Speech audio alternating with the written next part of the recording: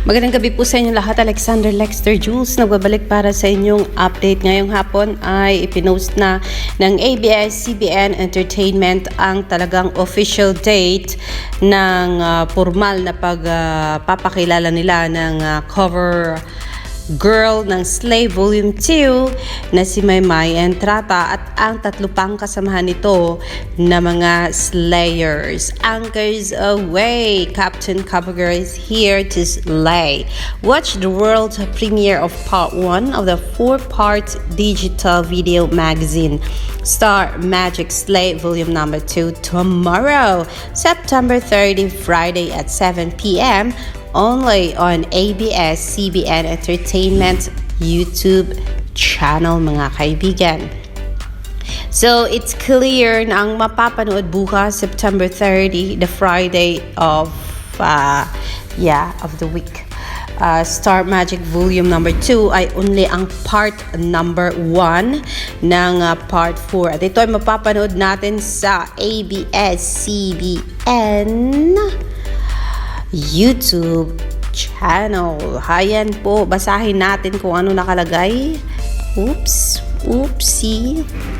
Ang sabi dito sa cover, letting go of the past and navigating her own path. Yan po ang talagang nakalagay para kay Marydel Maymay Entrata. At sabi pa, tumawa pa nga itong si Inday kasi ito yung mga suot niya dito ay naka-push up siya kung saan talagang makikita natin na meron ang ating dalagang si Maymay.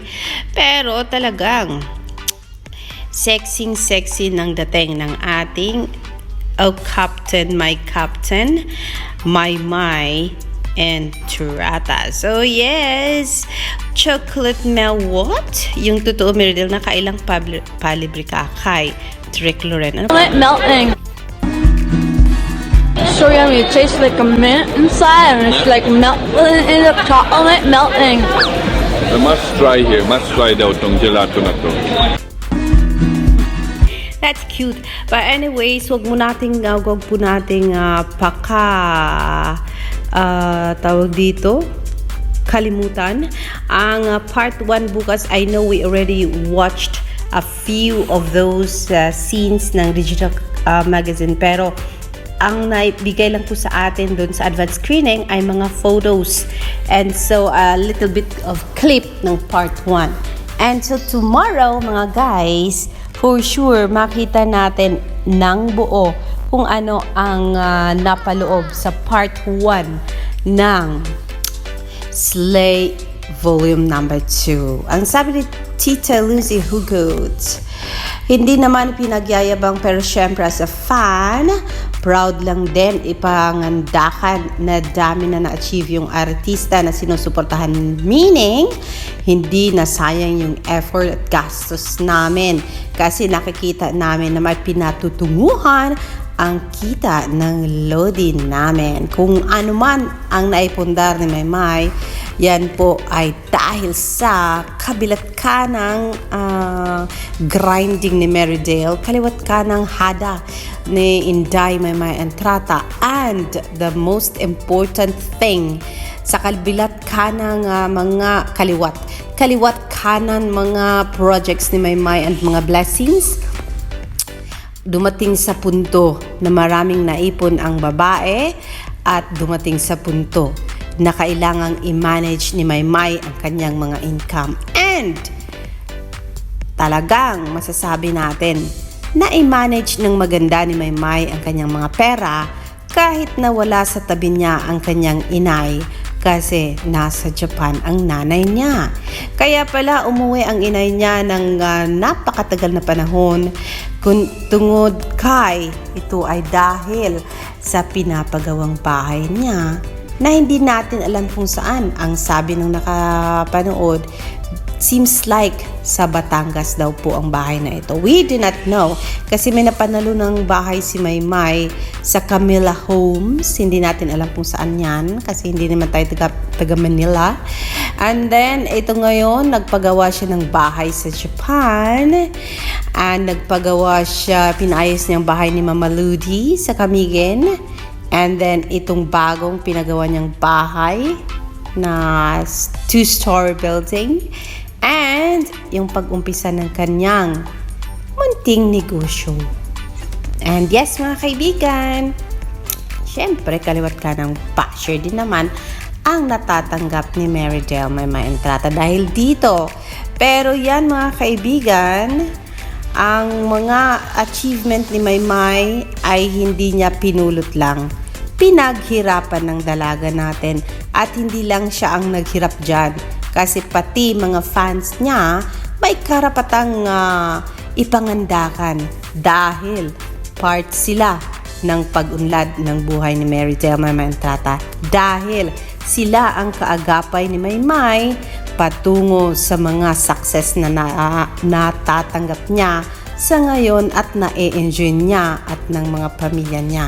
And hindi lang si Maymay ang nag-e-enjoy, guys, kasi pati yung mga taong gusto niya tulungan ay naambunan niya ng mga blessings na napasa kanya. Such a beautiful soul with full of blessings dahilan sa puno ng purity ang puso niya, humble ang puso niya, and ever willing to share the blessings na tinanggap niya. Kung kaya, bagay lang sa kanya na maging slay at kabugera dahil hindi lang sa career niya kabog na kabog si Maymay, kundi pati na rin sa pag-manage ng mga pera niya. Kung kaya, ang inggit, pumikit na lang po, mga kaibigan, para wala ng problema. When the host thought Patricia is also a fan, what did she say? Okay. Patricia, Kanyete po. Can you open your... Best friend ko po yan. Kasama ko lang ho. Okay. Baka may message ka, Day. Patricia, Yun, nakala nila kasama si Patricia sa fan.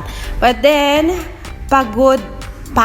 Ito pahina, sabi niya, explain niya ng kundi, Hoy, Maymay Entrata, pagod at puyat din naman sila kakabantay ng mga ganaps at investment mo. Pero bakit ikaw lang ang may bahay, business at schooling sa abroad? At sila, 1 kilong ampalaya lang ang meron. Ang hirap maging basher mo, ha? Kailangan magbulag-bulagan at maging tanga. Ayun, diddag ni Maria. Just because umuusod yung karera ni Maymay sa showbiz at marami na siyang mga investment, ginaganyan niyo siya. Like, honey, alam namin na mahirap yung dating Maymay, pero ngayong milyonarya na siya, kaya keep crying and barking. Makakatulong yan sa career ng lodi nyo. Ayun. Ang Star Hunt hindi nagpahuli at ang sabi, kabugerang Maymay Entrata. Oh, Captain, yes, Captain.